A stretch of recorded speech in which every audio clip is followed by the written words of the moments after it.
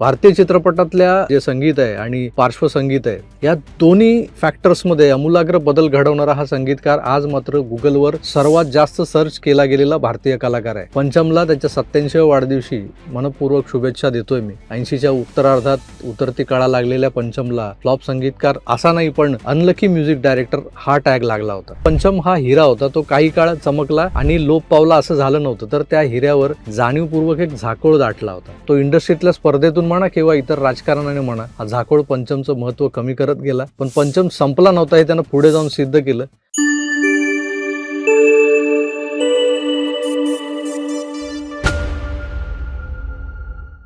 आज 27 जून, तब्बल 87 वर्षांपूर्वी प्रिन्स ऑफ मेलडी अर्थात आर.डी. बर्मन पंचमचा जन्म झाला.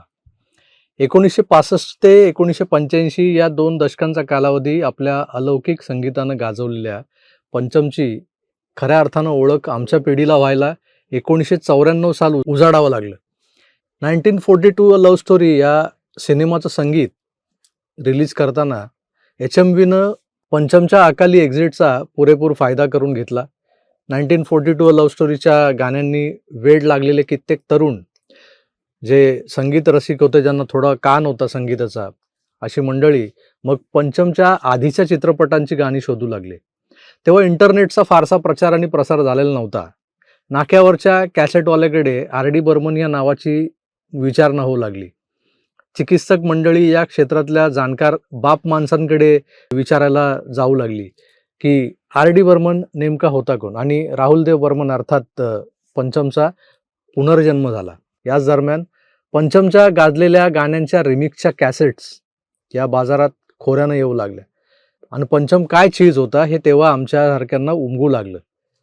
आजही पंचम पूर्णपणे समजलाय असं म्हणणं हे धाडसाचं ठरेल, पण तरीही पंचम कोळून पिण्याचा प्रयत्न करणारे असंख्य लोक आहेत, तेही आज वेड्यासारखं पंचम पंचम आणि पंचम ह्याच नावाचा पाठलाग करत असतात. पण त्यांच्या हाती अजूनही पुरेसा पंचम गवसलेला नाहीये. तसं पाहिलं तर पंचमची सांगीतिक कारकीर्द जी होती ती 1965 ते 1994 अशी म्हणता येईल. पण पंचमच्या धडाकेबाज यशाचा कालावधी हा मात्र 1965 ते 1975 ही 10 वर्षच होती. पुढचं दशक जे आलं 75 नंतरचं ते संमिश्र यशाचं होतं. या दरम्यान चांगलं संगीत देऊन सुद्धा टुकार अभिनय, सुमार कथा आणि दिग्दर्शनामुळे बरेच चित्रपट आपटले. 1985 सालच्या सागर या बहुचर्चित चित्रपटाच्या सबसे लापटीनंतर शोमॅन सुभाष घईनं देखील आपल्या महत्त्वाकांक्षी प्रोजेक्टमधून म्हणजे रामलखनमधून पंचमला बाहेर काढलं होतं. आधी रामलखनचं संगीत आर.डी. बर्मन करणार होता, तसं ठरलं होतं आणि आर.डी. तयारीलाही लागला होता. काही गाणी तयारही झाली होती रामलखनसाठी, पण पंचमच्या आधीच्या काही सिनेमांच्या फ्लॉप या लेबलमुळे परस्पर लक्ष्मीकांत पॅरललला सुभाष घईनं साईन केलं आणि त्यामुळे पंचमला जबर मानसिक धक्का बसला होता.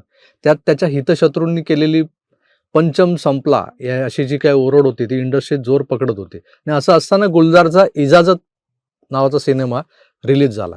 गुलजारच्या अवघड रचनांना आपल्या अनघड सुरांचा साथ चढवत पंचमनं आपण संपलेलो नाहीये हे पुन्हा एकदा सिद्ध केलं होतं. पण तरीही या इंडस्ट्रीनं ते मान्य केलं नाही. ते करण्यासाठी अजून कालावधी लोटणं गरजेचं होतं. 1942 अ लव्ह स्टोरी या सिनेमाच्या संगीतानं पंचम आपली नवी इनिंग खेळायला तयार झाला होता, पण नियतीनं त्याला आपल्यातून खेचून नेला. 80च्या दशकात जन्मलेल्या पिढीतल्या बऱ्याच जणांना पंचमची लोकप्रिय गाणी वगळता त्याच्याबद्दल फारशी माहिती नव्हतीच. भारतीय चित्रपटातल्या म्हणजे ते जे संगीत आहे आणि पार्श्वसंगीत आहे या दोन्ही फॅक्टर्समध्ये आमूलाग्र बदल घडवणारा हा संगीतकार आज मात्र गुगलवर सर्वात जास्त सर्च केला गेलेला भारतीय कलाकार आहे. पंचमला त्याच्या 87व्या वाढदिवशी मनपूर्वक शुभेच्छा देतोय मी. 80च्या उत्तरार्धात उतरती काळा लागलेल्या पंचमला फ्लॉप संगीतकार असा नाही पण अनलकी म्युझिक डायरेक्टर हा टॅग लागला होता. त्याला आपल्या प्रोजेक्टसाठी साईन करायला निर्माते धजावेनासे झाले होते. कधी काळी याच पंचमला साईन करायला त्याच्या खारच्या घराबाहेर निर्मात्यांच्या रांगा लागायच्या. दिवसभर हे ताटकळत असायचे चेक घेऊन सायनिंग अमाऊंटचा. तेच लोक पंचमला नंतर टाळू लागले. खारचं तेच पंचमचं घर सुनं सुनं भासू लागलं. पंचम आपल्या चायना सिल्कच्या सदरा आणि लुंगीवाल्या पेहरावात हातात विस्कीचा ग्लास घेऊन घराच्या बाल्कनीत बसलेला असायचा. हे सगळं आज आठवताना सटवीनं माणसाच्या ललाटी लिहिलेलं त्याचं भविष्य हे किती अनाकलनीय असतं याचा प्रत्यय येतो, पुन्हा पुन्हा येतो. हे 80चं दशक अनेक सुपरफ्लॉप सिनेमांनी भरलेलं असलं तरी त्यातलं आर.डी.नं दिलेलं संगीत हे कधीच फ्लॉप नव्हतं, हे लक्षात घ्या.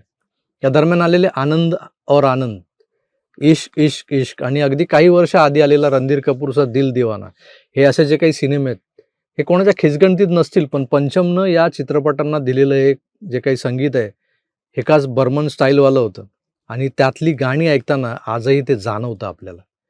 त्यामुळे बऱ्याचदा प्रश्न पडतो, हे सिनेमे फ्लॉप कसे झाले? म्युझिक तर सुपरहिट होतं, पण सिनेमा फ्लॉप होण्यामागे नुसतं म्युझिक सुपरहिट असून चालत नाही ना. सिनेमा 2.5 तास थिएटरमध्ये बसून बघणं म्हणजे त्यात कथा हवी, पटकथा हवी, चांगला अभिनय हवा, इतरही बऱ्याच गोष्टी असतात. फक्त संगीत चांगलं असून चालत नाही. पण हे कळणार कोणाला? चित्रपट फ्लॉप, त्याचा ठपका बसला पंचमवर आणि त्याच वेळेला जे पंचमचे सिनेमे फ्लॉप होत आहेत असं ओरड होत असताना सागरसारखा तसा जो फ्लॉप सिनेमा सेकंड रनला हिट झाला हे आपण विसरतो. सागरची गाणी मात्र सुपरहिट म्हणून ऐकतो आपण, तेव्हाही ती हिट झाली होती. कसं आहे ना, पंचम हा हिरा होता, तो काही काळ चमकला आणि लोप पावला असं झालं नव्हतं, तर त्या हिऱ्यावर जाणीवपूर्वक एक झाकोळ दाटला होता. तो इंडस्ट्रीतल्या स्पर्धेतून म्हणा किंवा इतर राजकारणाने म्हणा, हा झाकोळ पंचमचं महत्त्व कमी करत गेला. पण पंचम संपला नव्हता हे त्यानं पुढे जाऊन सिद्ध केलं. जाता जाता एवढंच सांगतो, पंचमला ऐकताना त्याचे तिसरी मंजिल, कारवा, अमर प्रेम, आंधी, शोले, सागर, इजाजत सारखे सुपरहिट अल्बम आपण नेहमीच ऐकतो. आज स्पेशल दिवस आहे म्हणून पंचमची तेरी कसम, खुशबू, किनारा, जीवा, जमीन आसमान, लिबास या चित्रपटातली गाणीही ऐकून बघा. एक वेगळा पंचम अनुभवायला मिळेल तुम्हाला. आणि हा जो वेगळा पंचम नेमका कसा होता हे अजून खुलासेवार सांगणारा एक पॉडकास्ट मी घेऊन येतोय आज संध्याकाळी 7 वाजता. मला माहिती आहे हे राजकीय विश्लेषण करणारं चॅनल आहे, त्यात पंचम भक्त किती असतील हे माहीत नाही, पण राजकारणापलीकडेही आयुष्य आहे हे आजही जो आपल्या संगीतानं अधोरेखित करायला लावतो. किमान मला तरी रात्री झोपायला नेहमीच मला 2:30, 3, 3:30 वाजतात. त्यात शेवटचं जर काय मी ऐकत असेल ना तर ते पंचमचं गाणं असतं. अशा या पंचमला अर्थात राहुल देव बर्मन या ट्रेंड सेटर संगीतकाराचा आज 87वा वाढदिवस आहे आणि तो आपण मात्र जोरदार साजरा करायचा आहे. तेव्हा त्या स्पेशल सेलिब्रेशनसाठी भेटूया संध्याकाळी 7 वाजता. तुर्तास थांबतो, पुन्हा भेटूच. तोवर आपली काळजी घ्या आणि पाहत राहा आपलं आवडतं यूट्यूब चॅनल आकार DG9. धन्यवाद. नमस्कार.